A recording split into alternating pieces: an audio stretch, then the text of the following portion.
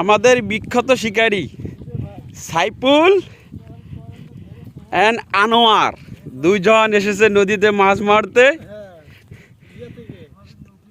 এই পাশের এলাকা থেকে, কারণ এগুলো হলো স্থানীয় শিকারী। ইনশাল্লাহ মাছ পাবে। ওই দেখেন আনোয়ার সাহেব আর ওই যে হচ্ছেন সাইফুল সাহেব, এলাকার বিখ্যাত শিকারী বলা চলে।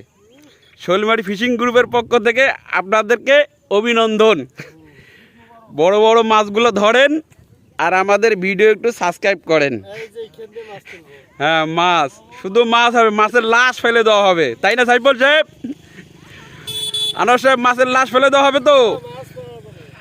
একদম মাছের লাশ ফেলে দেওয়া হবে। এই দেখেন ওরা রেডি আমাদের এই নদীতে। ইনশাআল্লাহ মাছের লাশ ফেলে দেওয়া হবে। সাইফুল সাহেবরা চাচ্ছে খালি পানির একটু ঘোলা কমুক আর পানির একটু স্রোত কমুক, তারপরে একদম মাছের লাশ ফেলে দেওয়া হবে। এই দেখেন রেডি। কখন যে টান দিয়ে ছিপ নিয়ে চলে যাবে ওরা বুঝতেই পারবে না। একদম আনোয়ার সাহেব, ছিপ কখন নিয়ে যাবে? কিছুক্ষণের মধ্যে ছিপ নিয়ে যাবে না?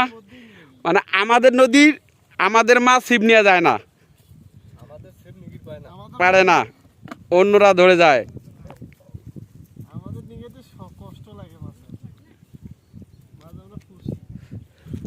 কারণ শিকারি মাছ তো আমাদের ছিপ নিয়ে যায় না, অন্যদের ছিপ নিয়ে চলে যায়। এখনো কি একটা টান পান নাই সাইফুল সাহেব? ইনশাল্লাহ পেয়ে যাবেন না, অপেক্ষায় আছে। আর আমরাও দেখাবো যদি টান পায় সাইফুল সাহেবরা। আনোয়ার সাহেব তো রেডি একদম।